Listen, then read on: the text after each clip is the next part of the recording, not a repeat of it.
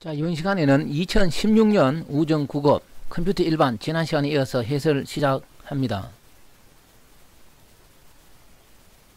자, 11번 문제. 11번 문제 내용을 자세히 보면은 1, 2, 3, 4 빅데이터, 딥러닝, 사물 인터넷, 클라우드 컴퓨팅 이 모두가 지금까지 시험에 너무나 많이 출제된 내용이 되겠습니다. 해서 이 문제 하나만 알 것이 아니라 이 빅데이터, 딥러닝, 사물 인터넷, 클라우드 컴퓨팅하고 연관된 기본적인 내용은 공부를 잘 해 두어야 될 것입니다. 먼저 간단히 소개하면 빅데이터는 뭐 데이터베이스 또 요사이 데이터 마이닝 대량의 데이터를 다루죠. 인공지능 이런 분야하고 연관을 가지고 두 번째 딥러닝도 역시 같은 비슷한 맥락이 있습니다. 깊이 있게 공부한다 이런 뜻이죠. 이 딥러닝하고 연관을 가지는 것 하나만 소개하면 알파고, 알파고가 무엇인가요? 바둑 잘 두는 기계죠. 우리나라 중국 프로 기사들하고 바둑을 두어서 거의 다 이겼죠. 해서 유명해진 알파고, 우리가 구글에서 뭐 개발한 알파고 있지 않습니까? 인공지능. 그래서 이 인공지능 기계가 공부한다 이런 뜻으로 해서 우리가 기계학습 이렇게 이야기합니다. 해서 이 기계학습 이런 내용도 시험에 출제될 수가 있습니다. 잠깐 소개하면은 기계가 학습하는데 어떻게 하느냐, 크게 지도학습이 있고 자율학습이 있습니다. 우리가 고등학교 이럴 때 다닐 때 대학교 가기 위해서 선생들이 직접 공부를 가르쳐 주죠. 그거는 선생이 있으니까요 지도학습이라 그러고, 그러면 정규 수업이 끝나고 학생들 스스로 교실에서 공부하는 게 있죠. 그걸 뭐라 그럽니까? 자율학습이라 그러죠. 똑같습니다. 그래서 기계가 공부하는 데 있어서 선생, 이때 선생은 사람이 되겠습니다. 선생 없이 공부하는 원리가 있고 선생 있으면서 공부하는 기계학습이 있습니다. 그래서 그런 걸 우리가 지도학습, 자율학습 이렇게 구분합니다. 이런 것도 시험에 놓을 수 있고, 그 다음에 사물 인터넷은 이 스마트폰이 보급되면서 아주 활성화가 되었습니다. 그러니까 모든 사물의 인터넷이 될 수 있게 하는 거죠. 옛날에는 컴퓨터에서만 기본적으로 인터넷이 되는데 지금 이 사물 인터넷은 대표적인 게 스마트폰 이런 게 되겠습니다. 해서 언제든지 시험에 놓을 수가 있고, 그 다음에 클라우드 컴퓨팅이 되겠죠. 이것도 클라우드, 우리 인터넷은 구름으로 표시하기 때문에 클라우드 컴퓨팅, 그런데 우리가 뭐 데이터를 보관한다든지 등 여러 가지를 내 컴퓨터에 보관하는 게 아니라 인터넷 어디엔가 보관하는 것을 말합니다. 이런 클라우드 컴퓨팅을 제공하는 업체가 많죠. 해서 이들 네 가지 내용은 항상 시험에 놓을 수 있으니까 잘 정리하시고, 먼저 주어진 문제에서 이 클라우드 컴퓨팅 내용을 살펴보면은 SPI 이렇게 됩니다. 뒤에는 AAS로 같습니다. S는 소프트웨어, P는 플랫폼, I는 인프라 야구가 되겠습니다. 해서 SPI, 그러니까 이 소프트웨어를 제공하는 임대, 그 다음 플랫폼은 개발 플랫폼이 되고, 인프라는 하드웨어 자원이 되겠죠. 해서 주어진 보기 내용은 바로 이 클라우드 컴퓨팅에 관한 기술이 되겠습니다. 하나 더 이야기하면은 이 가상화 기술이라고 있는데 이것도 시험에서 출제될 수가 있습니다. 현재 많이 적용되고 있는 기술이 되겠습니다. 이 가상화 기술은 뭐냐, 간단하게만 소개하겠습니다. 내가 컴퓨터 하나가 있는데 운영체제 윈도우를 설치해서 컴퓨터를 하다가 내가 운영체제 종류가 많지 않습니까? 만약에 유닉스라는 운영체제를 공부하고 싶어서 하기 위해서는 어떻게 해야 됩니까? 내가 돈만 많으면은 컴퓨터를 하나 새로 사갖고 그 컴퓨터에 유닉스 운영체제를 설치해서 유닉스를 공부하면 되겠죠. 그러면 돈이 많이 들지 않습니까? 돈이 없으면 어떻게 해야 됩니까? 내가 컴퓨터는 하나인데 하나의 컴퓨터에서 윈도우, 유닉스 이런 걸 다 설치해서 공부를 할 수가 있습니다. 그래서 이 가상화 기술은 이 물리적으로 하나의 컴퓨터에서 여러 개를 뭔가 운영할 수 있는 그런 기술이 가상화 기술이 되겠습니다. 여러분들이 회사 이런 데 가서도 예를 들어 계리직 공무원에 합격해 갖고 업무를 봅니다. 업무를 보는데 그러면 회사에 중요한 자료가 있겠죠. 그 중요한 자료를 그 컴퓨터를 사용해서 업무를 보면서 또 그 컴퓨터를 이용해서 인터넷을 하고 싶습니다. 인터넷은 개방되어 있지 않습니까? 그래서 하나의 컴퓨터로 회사 업무도 보고 내가 개방된 인터넷도 자유롭게 한다라고 했을 때 자칫하면은 인터넷은 해커, 나쁜 짓 하려고 하는 사람이 많습니다. 그런 사람이 여러분 컴퓨터로 들어와서 회사의 중요한 자료를 훔쳐갈 수가 있습니다. 그래서 회사에서 그걸 방지하기 위해서는 한 사람당 컴퓨터를 2대 줄 수가 있습니다. 예를 들어 한 대는 업무용으로 하고 하나는 자유롭게 인터넷을 할 수 있도록 할 수가 있습니다. 그렇게 하면은 회사 직원이 많으면 어떻게 돼요? 한 사람마다 컴퓨터를 다 2대씩 배치하면 그것도 문제가 되지 않습니까? 해서 컴퓨터는 하나인데 한 컴퓨터로 회사 업무도 보고 인터넷을 해도 자유롭게 해도 어떤 문제가 발생되지 않게 할 수가 있습니다. 그런 곳에 적용할 수 있는 기술이 바로 가상화 기술이 되겠습니다. 해서 시험에 놓을 수 있으니까 제가 조금 이야기했습니다. 자, 그러면 주어진 문제 답은 클라우드 컴퓨팅이고 다음 문제로 넘어가겠습니다. 자, 2번은 무선 네트워크 방식에 대한 건데 옳은 것은 이 되겠습니다. 먼저 답을 찾아보고 이 문제에 대해서 설명하도록 하겠습니다. 이 주어진 내용도 항상 시험에 놓을 수는 있겠습니다. 자, 그러면은 이 블루투스는 동일한 유형의 기기 간에만 통신이 가능하다 해도 틀렸죠. 동일한 거 말고 컴퓨터뿐만 아니라 프린터, 마우스, 카메라 여러 가지 뭐 장비들하고 다 이용해가지고 블루투스를 할 수가 있죠. 그 다음 두 번째도 틀렸습니다. 왜 그렇습니까? 이 NFC는 근거리 통신, 우리가 여러분들 버스, 마을버스 같은 거 탈 때 지갑만 딱 갖다 대면 어떻게 돼요? 요금이 결제되죠. 그런데 적용하는 아주 가까운 거리, 그래서 속도도 빠르지는 않아도 됩니다. 블루투스도 잘 아시죠? 그래서 2번 틀렸습니다. 3번은 올바른 내용이 되겠습니다. 3번은 이 가까운 거리에서 하는데 액세스 포인트 AP라 그러죠. 우리가 무선에서 유무선을 연결하는 지점을 AP라 그럽니다. 이런 거 없이도 통신이 가능합니다.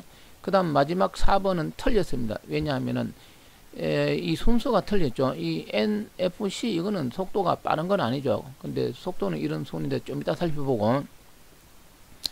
근데 이 속도를 하나하나 다 외울 수는 없습니다. 왜 없느냐 하면은 밑에 잠깐 보겠습니다. 밑에 보면 블루투스는 버전 2.0은 2메가 정도고 와이파이는 54메가 현재 정도고 그 다음에 NFC는 근거리 무선 통신이라고 해서 교통 이야기 했습니다. 이거는 메가 단위가요 킬로 단위입니다. 424. 그 다음에 4G 이렇게 해서 우리가 LTE, 여러분들 현재 스마트폰에 그 LTE 방식이 적용되지 않습니까? 이거는 기가 단위로 전송 속도가 제공됩니다. 그래서 뭐 설명할 거는 많지만 이 정도 설명하고, 그래서 이런 내용들은 속도를 다 외울 수는 없습니다. 왜냐하면 자꾸 변해 나가니까요. 그렇지만 개념적으로 아, LTE가 가장 빠르구나, NFC는 늦구나, 이런 걸 알 수가 있죠. 그래서 어떤 기본적인 개념을 갖고서 정리하시기 바랍니다. 이런 내용은. 자, 그럼 다음 문제. 13번은 시험 보고 나서 이 신청도 하고 논란이 많이 되었죠. 스케줄링, 프로세서 스케줄링에서 라운드 로빈 기법인데 주어진 문제를 잠깐 하면 핵심은 이 뭡니까? 타임 슬라이스, 뭐 시간 할당량 이렇게도 이야기하는데 이거는 2시간입니다. 라운드 로빈이고, 그리고 평균 응답 시간 구하는 건데, 먼저 주어진 문제에서 이 도표에서 프로세서가 1, 2, 3 이렇게 도착했다 이렇게 나오는데, 중요한 내용은 프로세서가 1, 2, 3 순서로 도착했다고 라운드 로빈도 1, 2, 3 순서로 되는 것은 아닙니다. 왜 그렇습니까? 이 신청한 요지가 이거였죠. 이 도착 시간에 달려 있습니다. 해서 이 도착 시간에 따라서는 프로세서가 1, 2, 3 순으로 도착되면은 라운드 로빈도 1, 2, 3 순으로 되는데, 이 도착 시간에 따라서는 1, 2, 3으로 도착되었지만 라운드 로빈이 반드시 1, 2, 3 순서로 되는 것은 아니라는 걸 알아두어야 됩니다. 해서 이 신청하고 이러지만 이 신청을 받아들여지지 않았죠. 당연히 받아들여질 수 없는 내용이었습니다. 자, 그럼 풀어보겠습니다. 먼저 Q를 이렇게 준비하면 되겠죠. 입력 지점이 있고 출력 지점이 있습니다. 그러면 우리가 Q에서는 프론트, 리어 포인터가 있죠. 이 문제에서는 그런 건 몰라도 풀 수가 있겠습니다. 자, 그러면 제일 처음에 P1이 이렇게 도착을 합니다. P1이 도착해서 작업 시간이 2시간 하겠죠. 타임, 시간 할당량이 2시간이니까요. 근데 P1의 작업 총 시간은 3시간입니다. 그러면 2시간 하고 나면 1시간 남겠죠. 그래서 한 번 더 해야 됩니다.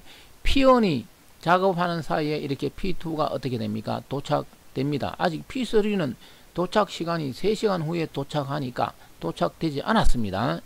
그래서 P1이 2시간 동안 작업하고 나서 이제 빠져나갑니다. 아직 P3가 도착이 안 됐기 때문에 이 지점은 P3가 아니라는 거죠. P1이 되겠습니다. 이 신청한 사람들이 이 신청한 것은 이 장소가 P3으로 해서 문제를 풀었죠. 해서 이 신청한데 아직 도착되지 않았으니까 P3이 아니고 P1이라는 걸 알 수가 있겠죠. 자, 그리고 나서 P2가 이제 작업을 합니다. 2시간 작업을 하는데 P2가 작업하는 사이에 드디어 P3가 도착이 되겠죠. 해서 P3의 위치가 P1 다음에 있다는 거 잘 정리해야 되겠죠. 해서 도착 시간에 따라서 P1과 P3의 위치는 바뀔 수도 있겠죠. 자, 그걸 잘 봐야 되고 해서 P2가 2시간 작업을 하고 나서 어떻게 가겠습니까? 라운드 로빈 이렇게 뒤쪽으로 들어가겠죠. 자, 그 다음 P1은 이제 작업 시간이 1시간 남았습니다. 그래서 1시간 남아서 1시간 하고 나면은 P1은 끝납니다. 그러면 먼저 여기서 P1의 대기 시간은 2시간이 되겠죠. 자, 이 대기 시간 구하는 거는 여러 가지가 있는데 대기 시간 구하는 거는 간단하게 이렇게 구하면 됩니다. 좀 이따도 다시 설명 한 번 더 할 테니까요. 다른 프로세서가 작업한 총 시간에서 자기가 늦게 온 시간만큼 빼주면 됩니다. 우리가 당구장 이런 데 가서 당구를 친다라고 생각해 보면은 내가 당구장에 갔을 때 사람들이 당구를 다 치고 있어 다이가 없습니다. 그러면 어떻게 해야 되죠? 남이 당구를 칠 동안 내가 기다려야 되지 않습니까? 해서 이걸 여기 적용하면은 프로세서 실행에서 프로세서의 대기 시간은 다른 프로세서가 작업한 만큼 기다리는 것이죠. 그리고 내가 당구장에 갈 때 늦게 갔습니다. 그럼 늦게 간 시간만큼 빼줘야 되겠죠. 대기 시간에서는 이해되시죠? 해서 이 P1의 대기 시간은 2시간이 되겠습니다. 왜? P2가 작업한 2시간 동안만 대기하고 자기는 작업이 끝이 났습니다. 해서 라운드 로빈 될 필요가 없죠. 유유히 사라지면 끝이 되겠습니다. 그리고 나서 P3가 이제 작업을 합니다. 근데 P3는 작업 시간이 총 2시간 밖에 안 됩니다. 해서 시간 할당량도 2시간이니까 한 방에 어떻게 되죠? 다 작업을 끝내고 유유히 이렇게 사라지면 되겠죠. 라운드 로빈이 필요가 없습니다. 그러면 P3의 대기 시간은 왜 2시간일까요? 뭐 여러 가지로 구할 수 있지만 P3 자신이 작업 끝내기 전에 다른 사람이 작업한 거는 P2가 2시간이고 P1이 3시간이에요.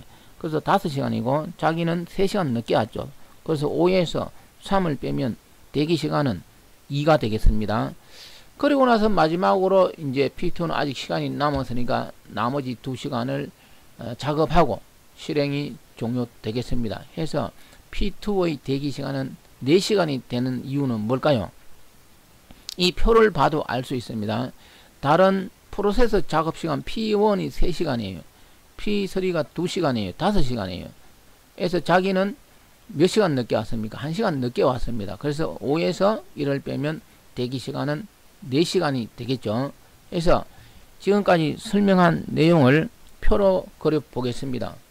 표로 그려 보면은 이렇게 대기 시간과 응답 시간을 구할 수가 있는데 바로 대기 시간은 설명했습니다.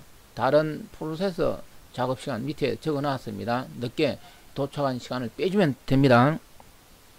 물론 이것도 뭐 어떤 공식으로 하는 사람도 있고 있는데 그 공식도 잘 뭐 적용하면 안 됩니다. 이거는. 그 다음에 응답 시간은 바로 이 대기 시간에다가 뭘 더하면 됩니까? 이 실행 시간을 더하면 되겠죠. 해서 주어진 문제는 평균 응답 시간이니까 응답 시간 5, 8, 4 이거를 전부 더해서 프로세서가 3개니까 이렇게 3으로 나누면 되겠습니다. 해서 답은 5.72 나옵니다. 이해되시죠? 자, 그럼 다음 문제로 넘어가겠습니다. 이 14번 문제는 C 프로그램 실행 결과를 묻는 건데 두 가지 방식으로 제가 풀어 보겠습니다. 먼저 이 점선 네모 안에 들어있는 이 알고리즘의 내용을 분석해 보면은 최대 공약수를 구하는 알고리즘이 되겠습니다. 만약 시험장에서 이 프로그램 내용이 최대 공약수를 구하는 것이라는 걸 이해를 했다면은 이렇게 풀 수가 있습니다. 먼저 이 최대 공약수는 뭐냐, 여기 정리해 두었습니다. 약수 중에서 가장 큰 수죠. 우리가 GCD 이렇게 표현을 합니다. 초딩입니까? 중딩 이럴 때 배웠죠. 어떻게 구합니까? 120하고 45 이렇게 하고 약수 3이 있죠. 그러면 40하고 15 이렇게 놓습니다. 5로 하면 되겠죠. 이렇게 해서 GCD 120하고 45는 GCD가 얼마라고? 최대 공약수가 3 곱하기 5 해서 이 부분을 곱하면 되죠. 해서 15가 나옵니다. 다시 이야기합니다. 이 문제를 풀 때 이 알고리즘이 최대 공약수 구하는 것이다 라는 걸 알면 이렇게 풀 수가 있습니다. 그런데 최대 공약수 구하는 알고리즘은 이거 말고 여러 가지가 있을 수가 있습니다. 그럼 모르면 어떻게 푸느냐? 자, 다음처럼 제가 제시하는 것은 이겁니다. 이렇게 변수 테이블을 그려서 풀기 바랍니다. 자, 앞에 알고리즘을 여기 이렇게 좀 적었습니다. 적고 먼저 주어진 이 알고리즘에서 변수 A, B 하고 이런 수식을 이렇게 기록을 합니다. 저는 이걸 변수 테이블이라고 합니다. 그럼 A는 120, B는 45가 되겠습니다. 그래서 A 여기 120, B는 45죠. 그 다음에 이 while 반복문이 됩니다. while 문 안에 if 문이 있습니다. while 문에서 조건 A하고 B하고 not equal이죠. 120하고 45는 서로 다르죠. 참이죠. 참이면 안으로 들어갑니다. A가 B보다 크냐? A가 120이고 B가 45는 A가 B보다 크냐? 참이죠. 참이니까 어떻게 됩니까? A는 A-B가 실행이 되겠습니다. 그래서 120에서 45를 빼면 얼마가 됩니까? 75가 되겠습니다. 그래서 A 값은 120에서 어떻게 됩니까? 이렇게 75로 바뀌어 나가겠죠. 이렇게 변수 테이블을 그려서 변수가 어떻게 값이 바뀌는지를 머릿속에 일일이 넣어두면 헷갈리잖아요. 머리 좋은 사람은 이런 변수 테이블을 그리지 않아도 됩니다. 하지만 저처럼 머리가 안 좋으면 이렇게 변수 테이블을 그려서 풀기 바랍니다. 자, 그 다음에 또 한 번 더 따라가 보겠습니다. 그러면 A가 이제 75로 바뀌어 있습니다. 그럼 while 구조를 가봅니다. while 구조를 가보면 A는 지금 얼마입니까? 75고 B는 얼마입니까? 아직 45니까 이 while 조건은 역시 참이 되겠습니다. not equal이니까. 역시 A가 B보다 크죠. 75는 45보다 크니까요. 해서 75에서 45를 빼면은 30이 되겠습니다. 그럼 A 값은 30으로 바뀌어 나갑니다. 역시 다릅니다. AB 값은. 그래서 if는 이제 가보면 A가 30이고 B가 45가 되겠죠. 30이 45보다 크냐 하면 이 if문 조건식은 어떻게 되죠? 거짓이죠. 그래서 else B는 B-A가 실행이 되겠습니다. 해서 45에서 뭐가 30을 빼야 되겠죠. 그러면 15가 되겠습니다. 자, 이렇게 해서 변수가 바뀌어 나가는 값을 그럼 현재까지 하면은 이렇게 자꾸 바뀌어 나가는 걸 알 수가 있겠죠. 그 다음부터는 더 이상 설명 안 하겠습니다. 그래서 자꾸 바뀌어 나가면은 최종적으로 A하고 B 값이 어떻게 됩니까? 이렇게 15가 되겠습니다. 뭐 이 부분은 더 이상 설명 안 하겠습니다. 그러면은 어떻게 됩니까? 여기 while 구조에서 A하고 B가 서로 다르냐? 안 다르죠. 같죠. 같으니까 거짓이 됩니다. 그래서 while 구조를 벗어나서 이 A 값이 출력되겠습니다. 이해되시죠? 그래서 정리하면은 이런 프로그램 실행 결과를 묻는 문제는 자주 출제가 됩니다. 해서 그 알고리즘 내용을 알면은 아까 최대 공약수 인원 구하는 것처럼 그래 풀면 되는데 모르면은 이렇게 변수 테이블을 그려서 풀기 바랍니다. 자, 그럼 다음 문제. 자, 그 다음에 이 소프트웨어에서 시험 테스트 문제가 되겠습니다. 항상 시험이 잘 나옵니다. 먼저 답을 찾아보면은 3번은 틀렸습니다. 왜 틀렸습니까? 우리가 블랙박스 테스트, 화이트박스 테스트 잘 아시죠? 어떤 기능을 검사한다라고 하면 뭡니까? 우리가 성적 처리 프로그램에서 기능 어떤 게 있습니까? 입출력하고 나서 입출력 기능도 있겠지만 합도 구하고 평균도 구하고 표준 편차도 구하고 이런 게 기능이죠. 그런 기능 검사는 뭐로 합니까? 블랙박스 테스트로 기능 검사를 하죠. 자, 그래서 우리가 이 화이트박스는 뭐 구조 이렇게 이야기합니다. 논리적 구조니까 원식 코드. 그걸 뭐 구현한다 이렇게 이야기하고, 그 블랙박스 테스트는 어떤 기능을 검사한다 이렇게 하는 기본적인 내용이 되겠죠. 해서 이 문제는 쉽게 맞출 수 있었을 것 같습니다. 그 다음 나머지 내용을 잠깐 살펴보면은 우리가 테스트 종류는 많으니까요. 뭐 알파 테스트, 베타 테스트 이렇게 있죠. 베타 테스트는 고객 사이트에서 하는 거고, 알파 테스트는 개발 사이트에서 하는 겁니다. 그 다음 우리가 회기 테스트 이렇게 되어 있는데, 회기는 다르게 말하면 태보가 됩니다. 테스트 하는 거는 좀 더 좋게 만들려고 하는 거죠. 근데 테스트 했는데 오히려 좋아진 게 아니라 나빠졌습니다. 그런 결과를 가져올 수 있는 걸 우리가 회기 테스트 그럽니다. 해서 회기 이렇게 머릿속에 넣어두는 것보다는 태보했다 이렇게 넣어두면은 공부하는데 더 좋을 것입니다. 그 다음에 뭐 스트레스 테스트 4번에 이 스트레스 테스트는 과도한 분량으로 하겠죠. 해서 쉽게 이 문제는 맞추었을 것 같습니다. 자, 그러면은 이번 강의는 여기까지입니다.